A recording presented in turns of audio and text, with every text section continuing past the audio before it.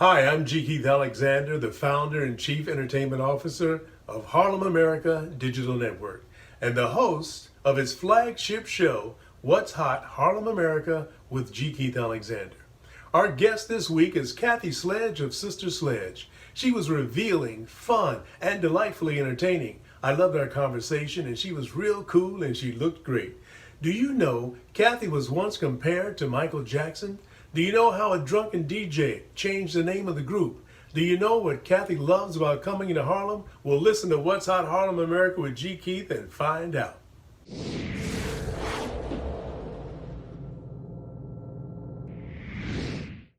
Welcome to What's Hot Harlem America with G. Keith Alexander.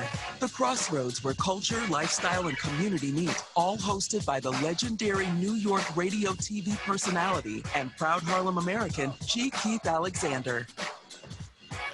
Well, hey, how you doing? How are you? Welcome to Harlem America. This is the flagship show, What's Hot Harlem America with G. Keith Alexander, and we've had a little technical difficulty. That's why we're a little delayed here. Please forgive us. You know, with this Zoom and the technology, we're all trying to get acclimated. But one of the wonderful things about today is I get a chance to sit and talk with the wonderful Renaissance woman, songwriter, singer, producer, manager, author, the wonderful, the lovely, the talented Kathy Sledge. Hello, Kathy. Hello, Keith. How are you? How's everything? I'm okay. Oh, everything was okay until we had a little technical difficulty, but welcome to Harlem America. Welcome, welcome, welcome. Well, thank you. It's good to be here. So tell me, what is going on in your life these days? I think the question could be, what is not going on in my life? It's a lot, you know, on top of what we're all going through with this pandemic. But a lot of exciting things, actually. I like everyone else, I've been in quarantine, and we all have been working within our four walls. And so some exciting things. I produced a live show that is now we're talking to networks about, and we'll get into that. It's called Family Room. And I have, of course, I've always been in the studio. I have a new release in the dance community overseas that's doing pretty well. So yeah, I'm just excited. I mean, in fact, basically, for what we're going through, I'm very happy. Well, that's fantastic. You know, all of a sudden, during this pandemic, and, you know, all of us feeling like we're trying to figure out what to do and how to do it. And a lot of us, you know, some of us are having tough times, and some of us are having times where we are trying to figure out how we're going to be better than what we were before the pandemic. And so this oasis of music suddenly developed, or suddenly came into existence, when D Nice, who for the last, D Nice came along, and, you know, it's been 30 years since his first record, Call Me D Nice, and now he's relevant again, and he has brought you into the quarantine. How did this happen that you become the queen of Club Quarantine? The queen of Club Quarantine. It's such an interesting story. First of all, I have to say, D Nice, you know, we understand how he got that name, because he has to be one of the nicest people I've ever met. He actually started playing one of our records, my sisters and I recorded years ago, called Thinking of You, which ironically was always a strong record in other countries. It was never a single here. And in fact, when I do festivals overseas, the response to Thinking of You is just as huge as the response to We're Your Family, except for you. Everybody, let me tell you about my love brought to you by an angel from above. Fully equipped. But now, D-Nice, thanks to D-Nice, that's kind of changed a bit. So yeah, it was a release that came out years ago with a We Are Family project overseas, and it was never really a single here.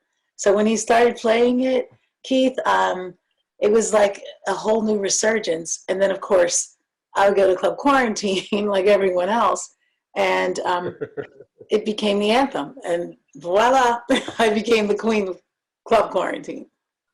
The queen of Club Quarantine.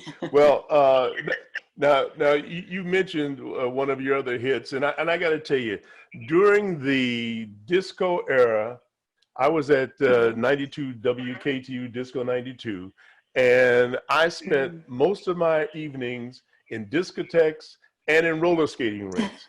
And your music, We Are Family, was, I mean, like, and he's the greatest. To this day, I think I'm the greatest dancer, okay?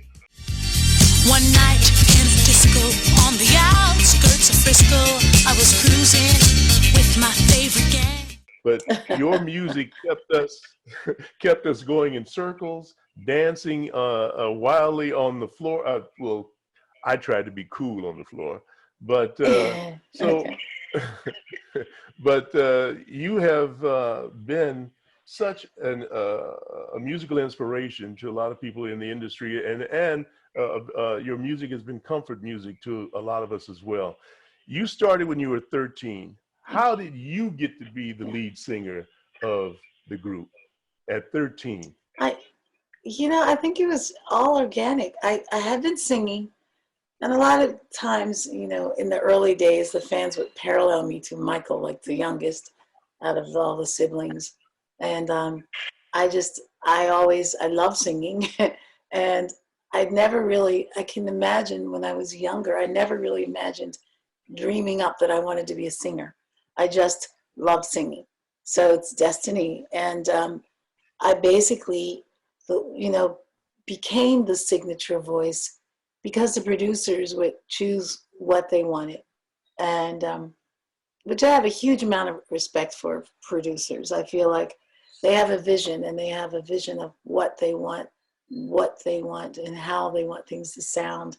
And so I look at it a lot like a director with a film. A director has an idea of exactly the vision of how he wants that film to move.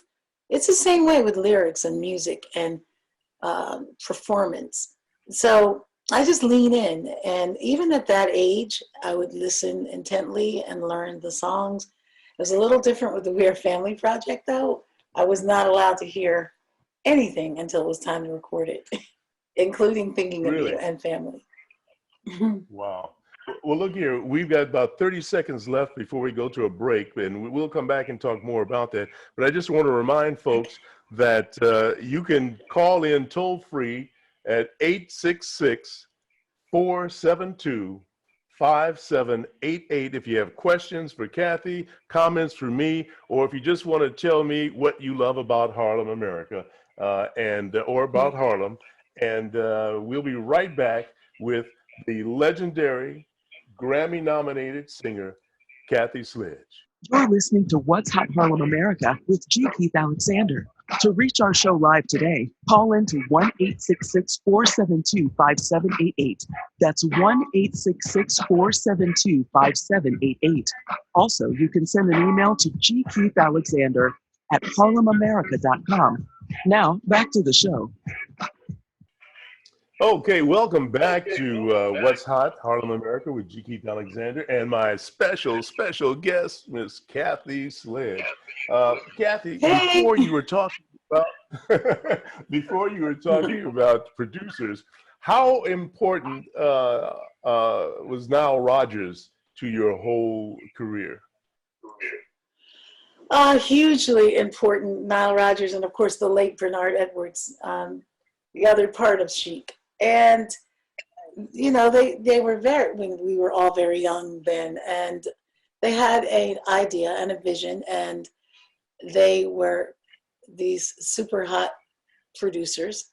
They were in demand, and they chose to record Sister Sledge. We were on a list as an obscure group that needed a hit record in the United States. What was crazy is we had We had several hits in other countries, but not here domestically. And so working with them was an incredible experience because they knew exactly what they wanted. They had written all the songs. A lot of the backgrounds in some of the songs, like We Are Family, were already recorded. You know, in fact, everyone knows now that Luther was a major singer on all of the background of the We Are Family record. Of course, Alpha Anderson. Wait. I'm sorry to interrupt you. I did not know that. And Oh, you know, yeah. I know Luther was a friend, and I'm familiar with a lot of his stuff, but I didn't know he was a background singer on We Are Family, and he's the greatest Yeah. dancer. Definitely, and Thinking of You. And it's funny, of course, Fonzie Thornton, Lucy Martin, Alpha Anderson, those were the Chic singers. And sometimes if you listen to Good Times with Chic, the Chic singers, and then you listen to We Are Family, it's exactly the same. Of course, the sisters sing along with all of this, but my sisters and I, but the authentic sound that they had, they wanted to keep, and they didn't want to deviate too much because they had a formula that was working. And so, Yes. yeah, definitely. And you know, I just, not so long ago, I had a really cool conversation with Nile Rodgers, and he's notorious for doing this in a great way. Like Sister Sledge, for instance, he would always call artists who were in town to sing background on other artists' tracks. Like Sister Sledge, my sisters and I, we are on the background of Material Girl for Madonna. And Oh, really? Duran Duran, yeah.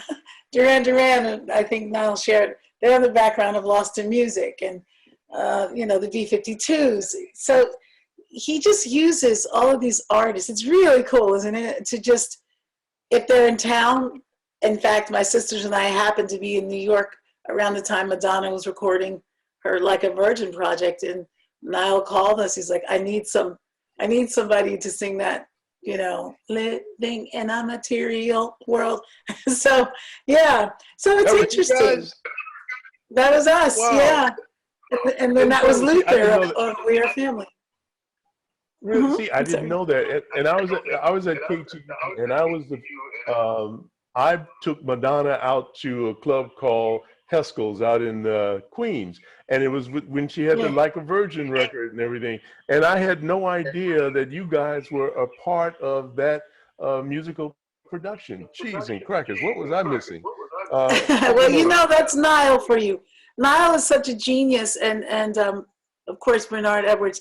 They had such brilliant ideas, and they would always use the artist who were in town or had a sound that they wanted to develop on another project. And so, yeah, and it was a spur of the minute situation. He called us in, and we jumped in and sang along. And so, yeah. Whoa. So to answer your question, it was a unique experience.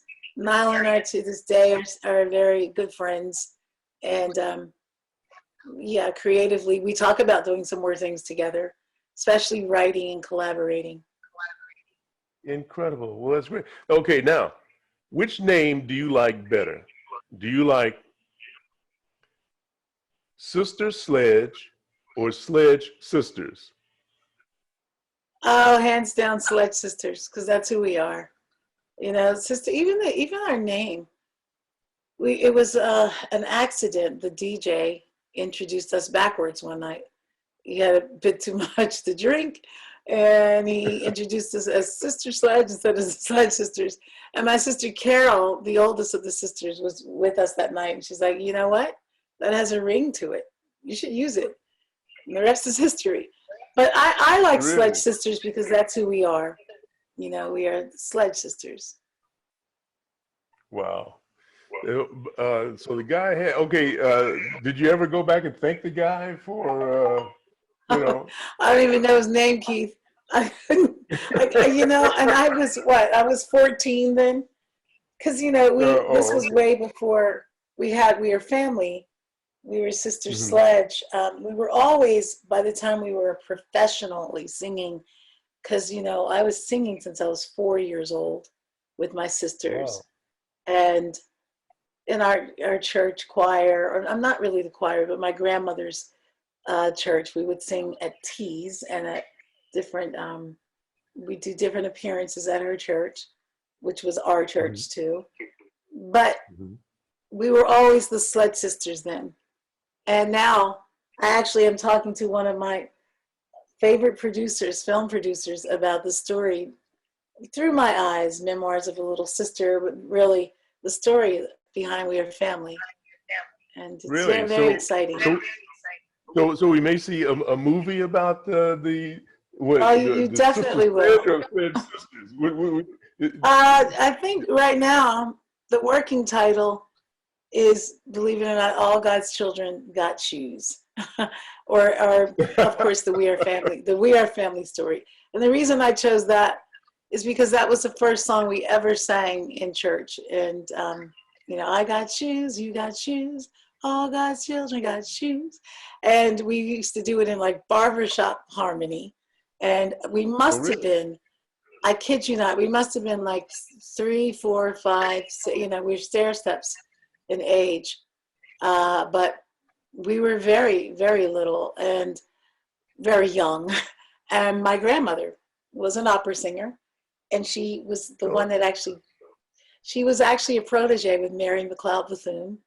And really? Went to, Bethune-Cookman College. And she was on their very prestigious choir. So this is such a great history. Music has always, and not just music, but entertainment and music has always been in our lineage. My father, which a lot of people don't know, was one of the first African Americans to dance on Broadway in the Broadway production Kiss Me Kate. And really? If you Google Fred and Sledge, that was the name of their dance duo. He actually was like the Nicholas Brothers, and he and really, if you Google in Wikipedia, it'll say one of the first African Americans to dance on Broadway, to break down the barriers on Broadway. So I'm working very hard on getting his name and I have a pair of his original tap dance shoes, and I'm working on, of course, getting that in the African American Museum. Oh, that would be beautiful, beautiful. So now, since we're on the subject of family, you are now doing the family room. Now, was that and it seems to be a tremendous success. Now, was that your idea or your daughter's idea? Who had to talk who into it? Well, it was my idea to produce the show, to put the show together, and it was my daughter's idea to start here in our pandemic, in our quarantine, to start filming it live from our Instagram, because we were literally talking to some producers. I had landed a show that was about to be picked up on the We Network about the next generation. Because what I really have been doing more, I love singing, and I always will sing, and I always get requests to do music. But I really have a passion for producing live productions, which I produce festivals, and I produce live music concerts. But now I am venturing into producing television, and I'll be very honest, at the very beginning stages, which we all are, and as we learn as we go. And it started with IG. It started with my platform of Instagram, but I was executive producing the show when it was going to a network or shopped for a network. And now, of course, I would still executive produce it, but now I'm finding myself like rolling up my sleeves and producing for what it's worth right here in our four walls. And it's crazy because Family Room is really growing to a global room. And I can account that for the fact that we have what people don't know, a really strong following in Europe. We headline festivals. My sisters and I've been headlining some by myself there, as Kathy Sledge of Sister Sledge or Sister Sledge featuring. And with that said, I really got into the production part of film footage and using film as a backdrop and hiring choreographers to bring you to that whole era. You know, Sister Sledge, we were the first girl band to ever dance full on. And so I like, oh yeah, you know, before us it was maybe the Supremes and, you know, the 3 Degrees, and you know, they would always wear gowns and very poised, very classy. With us, I can't even imagine myself in a gown. I don't think I've ever like performed in a gown. But with us, you know, we had full-on dancing, and we took ballet lessons, and we had to make sure that our dance moves were huge moves and not just small. And so with that, we kind of paved the way for the next genre of dancers, like or girl groups that dance like Spice Girls and TLC and In Vogue. You know, we were the first girl group to ever dance full on. And so I'm very proud of that. And with that, I like to show that when I produce the live festivals, when I do concerts with my hits. And yeah, so it's pretty exciting. Wow, that you've got quite a career going on here. And speaking of productions, now you've produced The Brighter Side of Day. Tell us a little bit about that. That was the first thing I ever ventured into as far as a live production. And, you know, in the early days when we would work Vegas, we did a lot of Vegas shows with Bill Cosby and Jay Leno. And, you know, we would always be an opening act in Vegas. And then we would headline in Vegas too. But mainly, it's a whole different show than what you do at a festival. And I would do an impression of Billie Holiday. We would do this segment where we give her a tribute. And I've been told that I bring Billie to life on stage. So I thought, you know, we know the heavy story. Let's just do a production of Billie at her best. And that's where I came up with the name Brighter Side of Day. They called her Lady Day. Yeah. And so, you know, what we do is we literally and Brighter Side of Day was literally produced and designed for intimate small clubs. So I debuted it in DC at Blues Alley. And what I like to do, I told the producer, the production manager, to do a search on only the most gorgeous pictures of Billie. I want you to find, because I know that there had to be a place in her life where she was just at her best. And that's what we bring out. We know the heavy story. And what's so crazy is both productions on and off Broadway, both those scripts landed on my lap at one point. So we know, I know the heavy story. Really. I had to audition for Lady Day at Emerson's Bar and Grill when George Faison was producing it. I'm sure you know George. We all know and love George. And yeah, George actually, he came to my house one day while I was gardening. And he introduced himself and he said, "I'm George Faison and I hear that you channel Billie Holiday," which was bizarre. And I had to go. He just showed up? He just showed up while you were gardening? He showed up while I was gardening. I didn't even ask how he knew where I lived. I was just excited he showed up. And we worked on the script of Lady Day at Emerson's Bar and Grill. And even the audition was very interesting. I had to, for the audition, it was just me and a pianist in the room, and he sat in a chair, and across the room he just said, "Okay, channel Billie." And I sang "God Bless the Child," which before we go, maybe I'll do a little bit of Billie. I bet it was beautiful too. I can only imagine. Wow. Well, you know, I feel like she was one of the strongest artists ever. I always say if Billie lived in a different time, she may have had a different story. You know, she paved the way for a lot of us, and she took a lot of hard hits. And with Brighter Side of Day. And then there's Stephen Stahl's Lady Day that was on off Broadway. And I saw that. Stephen is still a good friend. I had to audition for Stephen, and I got the script with that. None of those, it didn't really transpire, but I've stayed in touch, and it did inspire me to do, I know the script, we know the story. And I said, I want to do Billie in such a way that she'd be so proud. Let's just find the most gorgeous pictures of her. And so I literally invested in flat screens that we mount around. If it's Blues Alley, we would put them up or lace the whole room with gardenias, and instantly you're in the gardenia room. And then I just propel you to the 40s, and there's Billie. Wow.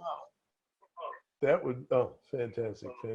Well, so tell me about Jump Into the Light. Well, Jump Into the Light is now a single on a project with a group of producers, dance producers in the UK. They have the funniest name ever, but they're really hot over there. If I say their name here, people literally think I pronounced it wrong. But their name is Horse Meat Disco. And they are four guys. Horse Meat Disco. They literally are four. Horse Meat Disco. Don't ask me where they got the name. But these guys are so genius. They literally brought back the whole resurgence of dance, and they did it with integrity. The music is very strong, and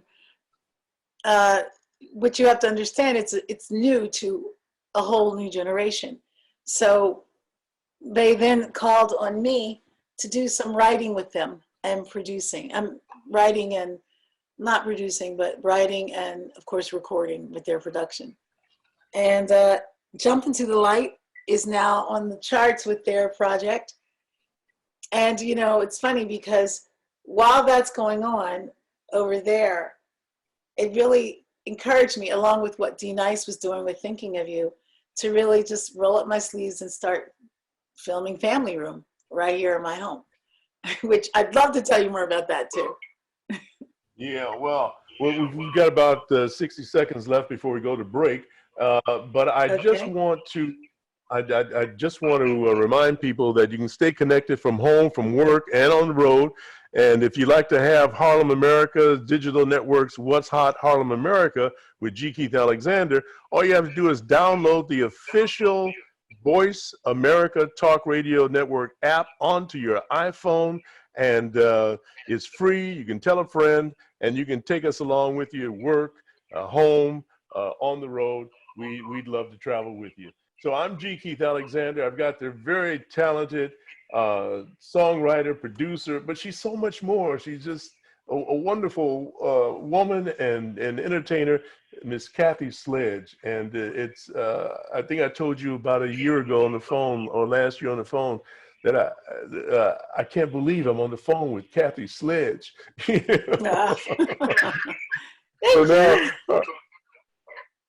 now we're going to take a break, and we'll be right back with What's Hot Harlem America with G. Keith Alexander.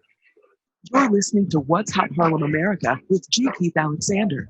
To reach our show live today, call in to 1-866-472-5788. That's 1-866-472-5788. Also, you can send an email to gkeithalexander@HarlemAmerica.com. Now, back to the show. Hey, welcome back to What's Hot Harlem America with G. Keith Alexander. And I've got a public service announcement. I just want to get out of the way real quickly, because we're going to get back to our lovely guest, Kathy Sledge. I want to congratulate Halia Baker with the Heart to Heart concert, VIP Victorious in Praise. It's this Saturday, September 26th. And it starts at 6 p.m. Eastern Standard Time. And the location is right there in the comfort of your own home. Just go to heart2hearthealthypraise.com. That's heart2hearthealthypraise.com. And it's at 6 p.m. All right. So, Kathy, the last time I saw you, the last time I saw you was in Harlem. Do you remember? Yes. And Yes, I we do. were, there was about 5 of us or something. We were sitting at a table. It was in the Cove Lounge, I believe. And so, Yes. so tell me, what is it you love about Harlem? I absolutely love Harlem. In fact, when you just reminisced about the Cove, I just miss it so much. And as soon as, things flatten a little better, I plan to get back to Harlem. I love the music. I love the presence of Harlem, if I may say. It's just you can't find it anywhere else. And of course, the people is what makes Harlem so rich with content. So I love You're Harlem. absolutely right. You're absolutely right. So Harlem America is all about Harlem and the Harlems of the world. We're the total Black experience in entertainment, empowerment, and health and wellness. And we're here to uplift the community and help small Black businesses. So that's what we're all about. So now, talking about small Black business, and I say small Black business because I don't think you have, I think you have less than 500 employees. So uh, is your new family room, is it going to be a new business for you? Tell me more about Family Room. Yeah, well, you're so right. You're talking to all the you're talking right now to all the 500 employees. That would be me, all of them. So yes, definitely. My daughter and I, we pretty much do everything together with Family Room. We put it together. We actually had the synopsis, and we were pitching it, or just about to pitch it, and started the dialogue with certain networks. One, my fingers are crossed that we revisit it. But when the pandemic happened and we were all quarantined, Kristen, my daughter, came up with the idea, Mom, let's just do it right here. And the whole idea of Family Room is a talk show. And I'll be very honest, Weird Family is a household brand, and I'm the voice on this song. And I thought it's a no-brainer. Everyone knows the song, everyone uses the brand.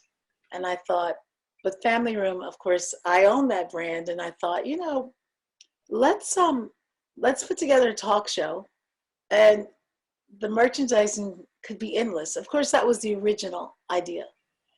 And then there's a saying, Keith, we plan while God laughs, because that is not the reason for Family Room at all. What it has become a comfort place, a place of comfort for people going through this together. And Yes. we laugh in the Family Room, and we love on each other, and we support each other, and we share recipes. And of course, we talk about, the relevant things that are going on right now that is very heavy. But we always started off with a prayer. And what I love is that you just see the huge room on the screen of all these prayer emojis, all different colors. And it speaks volumes for what Family Room is. What I love the most about Family Room is it's genuine, it's organic. Everything we do, we really have become a family. We support the new college students who are going back to school. Some of them, we have one in the room who's kind of like, I won't say kind of like, but she's actually experiencing on-campus life, and she shares it with us. And here's the best part. On Saturdays, because of the global appeal, that the music that I sang all my life, we have people come in from Europe, and they come in at around 5:30. It's happy hour for them, so they usually show their cocktail emojis. And with me, I cater to it's so cool because I cater to the people on the West Coast, and I always have a cup of coffee in my hand, and you'll see all these coffee emojis come up for the people on the West. And then my daughter has a glass of wine, and all of us here on the East Coast, they give us a toast with their wine emojis. So we're sitting in this virtual, comfortable family room. And what I'm loving now is we're doing something called Getting to Know You. And where I may have, hundreds of people in the room, now I'm telling them come to the screen, come live with me. And what I love is I'm starting to see that the ladies are doing their makeup or looking really gorgeous Oh, in their really? hair. And and I jokingly say, this is the new outside right now. Let's see you, let's talk. And it's really become a place of comfort. And of course, I sing every now and then. I'll sing a song of comfort. And I've heard you. of course, and it's interesting too because we get a chance to grieve together. Like when we lost Chadwick Boseman, for instance, and the notorious RGB. You know, RBG.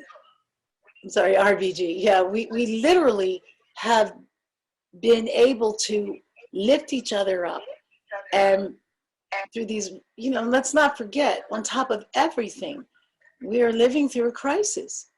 And, I won't even go into what's going on with Black Lives Matter. We pray in the room for Black Lives Matter. We pray for, the most recent verdict for Breonna Taylor. I'm just saying what we have done now is found a place where we can walk through this thing together, all through our phones. And it really has become a virtual family room. And what I love, you'll get someone from Australia and they stay up. It's crazy, Keith. We'll get people that stay up till 4 a.m. because, of course, when it's 12 noon here or 12:45, it's like, 4 a.m. in Australia. But I'll have folks come in, or South Africa. It's 9 o'clock at night at South Africa. So it's very global. And I had no idea that it was going to take off the way it is. And Kristen, we're both excited of what's to come. Well, okay, so now tell me about how is the dating night? How does that go? How's it coming? It's really cool. Well, Wednesday nights is a little more intimate. And Kristen and I literally, we talked about it. It was like, we're going to wear dresses on Wednesday night. We're going to get kind of dressed up because there's no other reason to get dressed up anymore. I don't even know what a high heel looks like anymore. we don't have to wear heels. But what Wednesday nights is what we started realizing, just like in Club Quarantine. And by the way, D Nice is always in the room with us sometimes. He'll come in.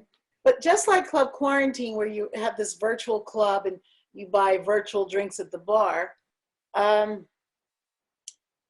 Family Room has become a place to meet up. And what we started noticing is I started getting messages or DMs, direct messages from different people in the room saying, I'd love to, if you really are thinking about doing, because I mentioned the dating game one night. If you're thinking about that, I'm kind of shy, but I'd love to be a part of this. So what I'm realizing, and even the guys, they were more shy than the women. But what it's turning into, morphing into now, is I call it getting to know you, because I think dating game kind of made people a little afraid. But now, I'm serious, everybody got cold feet. But what is really working is it's called getting to know you. And again, I can't tell you how organic things have been falling in place. We're working on our weight together. We're doing this I Can't Wait, WIEGHT, I Can't Wait challenge, and we have someone in the room. We have gourmet chefs in the room, and they share their recipes, and we're doing a gourmet soup detox now. It's just, I can't tell you, I had no idea. So I'm going on and on and on because you can hear how elated I am. I'm excited about, most importantly, I'm excited that we are pulling ourselves through this quarantine together. Well, aside from my having come into the family room and D Nice, who else has been in the family room? We do this thing called, I'm a big fan of Paul McCartney's, and one of my favorite songs is Let 'Em In, someone's knocking at the door, somebody's ringing the bell.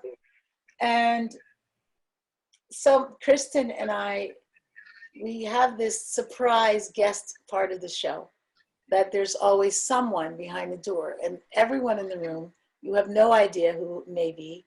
And what I love, because it's very interactive, the minute that you hear this song randomly play, and it's not every Saturday or Wednesday, it's random that we may have a guest, but when the minute that the whole room hears it, all of a sudden, Keith, you see all these door emojis come up, and the knocking emojis come up, and the bells.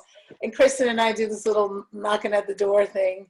We kind of lip sync to it and sing along with it. And then we have a surprise guest. And our guest so far has been Nile Rodgers and Sinbad, the comedian. Tommy Davidson came in. We've had, of course, Tony Harris, originally from CNN, and Niecy Williams. So, we never know. I'm talking to other people too. Questlove, D Nice, but I'm talking to other people about coming and being our surprise guest behind the door. Some really cool, fun folks. So, it's been really cool. I'm sorry? So tell people, okay, Wednesday night at what time? Okay, it's Wednesday night at 8 o'clock, and come ready for your close-up. I tell everyone that, like Norman Desmond, because we do bring you in the room if you like. Wednesday nights, again, are more intimate, and it's 8 o'clock. And then Saturday, which is global. On Saturday, it's at 12:45 Eastern Standard Time. All right, 12:45 Saturday. So now, you've got the foundation. Let's talk about the We Are Family Foundation for a moment. What are you focusing on with the foundation? Well, I can honestly say Nile Rodgers is the founder of We Are Family Foundation, and Nancy Hunt. And they called me on board to be on the board of directors. I've just recently now am an honorary board member, because I was on the board of directors for the past, I would say, 8 years of that. And what the We Are Family Foundation is all about is a global initiative to literally find global teen leaders around the world. And they actually invest in the dreams of these teenagers and teen leaders and young adults who actually have found different, I guess you could say, inventions and creations, and bringing things to fruition that the foundation supports and helps to make it happen. So they actually fly, they seek out global teen leaders all over the world, and every year they fly them in. We fly them in, and then they support their dreams. And there's been so many incredible things that these young kids are doing, because actually they really are our future, our tomorrow. And that's what the We Are Family Foundation is mainly about, or one of the things. Wow, that's wonderful. So, well, it's been a real thrill, a real pleasure to have you on, and perhaps we'll have to do this again. Thank you. Yes. But I hope that we had an opportunity to enlighten people about the Kathy Sledge and the Sledge family and your various projects.